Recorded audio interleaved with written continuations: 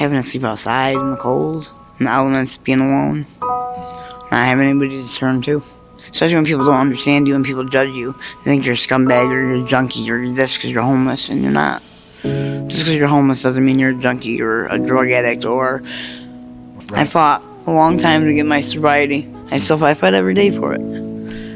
I'll fight for the rest of my life. Someone that's never had a job, or you just had a rough patch in your life and you need help, and people need to see that, and they need to help bring each other up, not bring each other down. I mean, I'm not okay. I mean, I'm not perfect right now, but I'm alive. I'm breathing. I'm trying to make the best I can make out of the life I'm handed to right now. That's Julie. She's currently struggling with mental health illness, drug addiction, and self-esteem issues.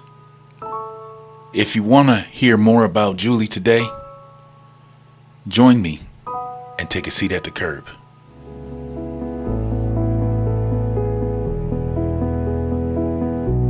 Welcome to A Seat at the Curb podcast. I'm Yulon Jones. Each time we're together, you get a first-hand glimpse at the lost, the broken, the mentally ill, the ones with no voice, the ignored, the ones who are walked on, trampled on, passed by, the has-beens, and the ones that were told that they were never amount to anything. Today, join me as I sit with Julie. She is going to share with us her thoughts, her feelings, her desires, her ups, her downs, and mainly her struggles. I know a lot of people get a misunderstanding, and they may look at you and they might think that you are just lost or you just don't want to do anything with your life. So what did you used to do as a kid, young teen? Oh, as a teen, I was a troublemaker. Oh, so when I got pregnant when I was 18, and it changed my life. Okay. I got a full-time job and took care of my daughter by myself. Okay. Had a second daughter by the time I was 21. Okay. And then I got married when I was 23. 23 years old. So I'm going to ask you the tough question. Kind of like, so what happened? What started the journey that you are on? Well, I got right divorced. And after I got divorced, like, my daughter was molested. And I had a hard time with that. I ended up getting divorced. And I met this guy who I knew him. I started dating him, and he got me hooked on heroin. So I was hooked on that for 4 years. I got clean, and then my dad died, and I was living with my dad. So since he died, I just never was able to get back on my feet again. And the divorce, and then my mom died right after my dad died, so I lost both of my parents. My sister stopped talking to me in 2017, or 2015. I got clean in 2017. And they still don't talk to me. My sister still don't talk to me. Okay. So I still don't have family or anything, so okay. When I'm out here, I'm out here. What is it like on a daily basis out here? It's a struggle. It's a struggle to get anything you need. It's a struggle, and they don't help you here. Like the other night, I had a broken cot. I had to fight with them to get a cot. Mm-hmm. Like, I think it's just that I've had my 402 for 2 weeks. I still don't struggle all day, to find out, if you have somewhere to sleep every day, or blankets, or clean clothes, or a shower, or food, or if you need money for anything. Like, me being a woman, I have personal needs that I need to get. Not always do I have money or means to be able to get that. I don't want to stand out there and hold a sign, or sometimes you have to do to get by every day. Because my Social Security does not get me through every month. It's just not enough. Mm-hmm. So what do you do to make ends meet? I just deal with it. I struggle more than anything. I don't ask anybody for anything. You just do. I just do what I got to do and get through the day. Can you explain what's some of the worst thing that has happened to you being out here? Having to sleep outside in the cold, in the elements, being alone, not having anybody to turn to. It's lonely out there. It is. Especially when people don't understand you and people judge you. They think you're a scumbag or you're a junkie or you're this because you're homeless, and you're not. Just because you're homeless doesn't mean you're a junkie or a drug addict or someone that's never had a job, or you just had a rough patch in your life and you need help, and people need to see that, and they need to help bring each other up, not bring each other down. And people treat people very unfairly in this world, and it's not right. You shouldn't judge people because we're all the same people. We all bleed the same blood. A lot easier said than done. Right. I fought a long time to get my sobriety. I fight every day for it. I'll fight for the rest of my life. What do you think that keeps you from being sober? I mean, I'm not okay. I mean, I'm not perfect right now, but I'm alive. I'm breathing. Mm-hmm. I'm trying to make the best I can make out of the life I'm handed to right now. Yeah. Day by day, right? Mm-hmm. We just try to make the best. What is something that you would like to tell the rest of the world?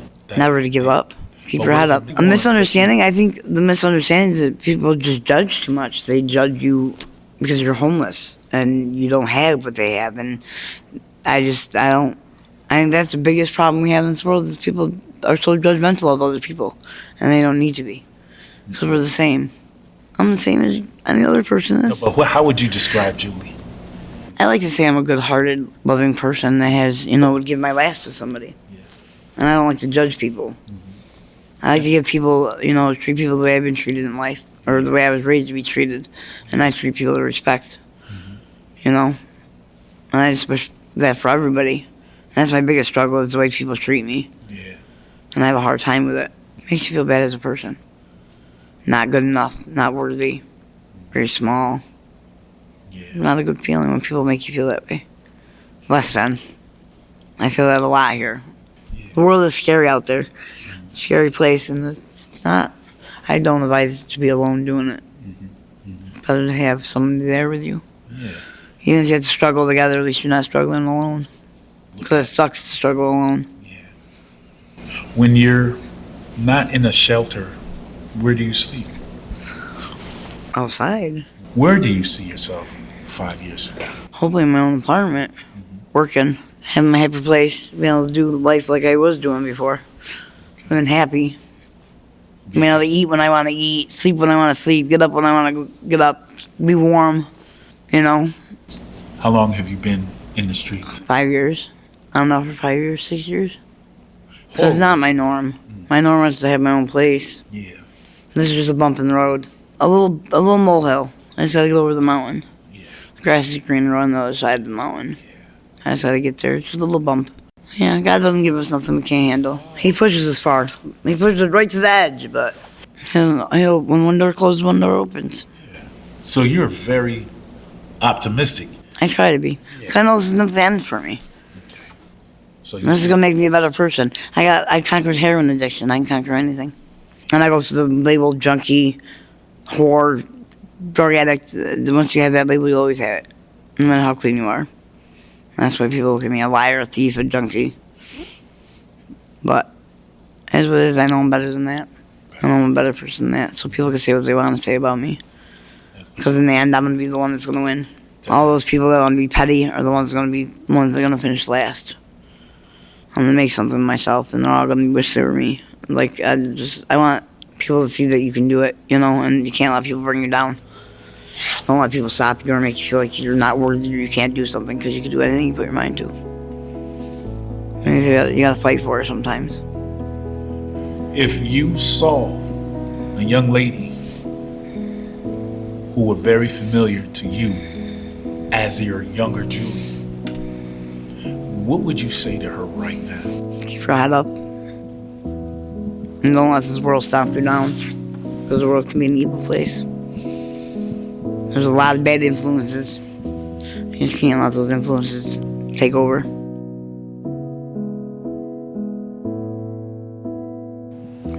We often look at the outward appearance of a person and judge them without even knowing the internal story. The story of how she ended up in this situation. Learning how to survive in this life is hard.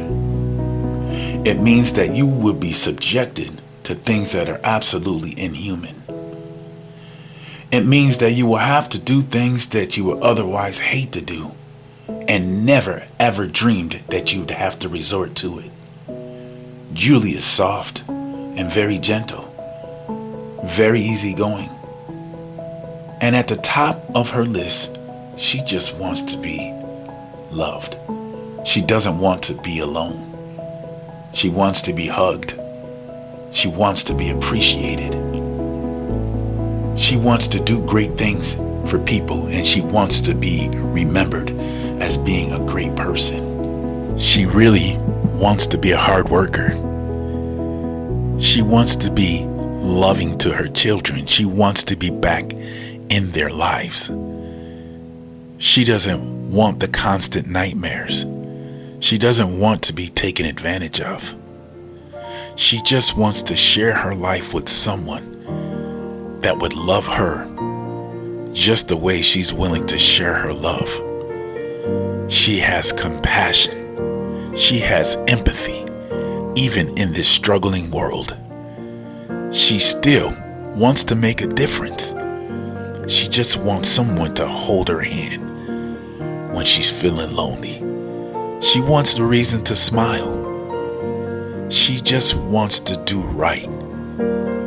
And sometimes in this world, doing right is not always the easiest thing to do. Let's keep Julie in our memory. And let's say a little prayer for her. She deserves love too. You've been listening to A Seat at the Curb. A Seat at the Curb was created and produced by Yulon Jones.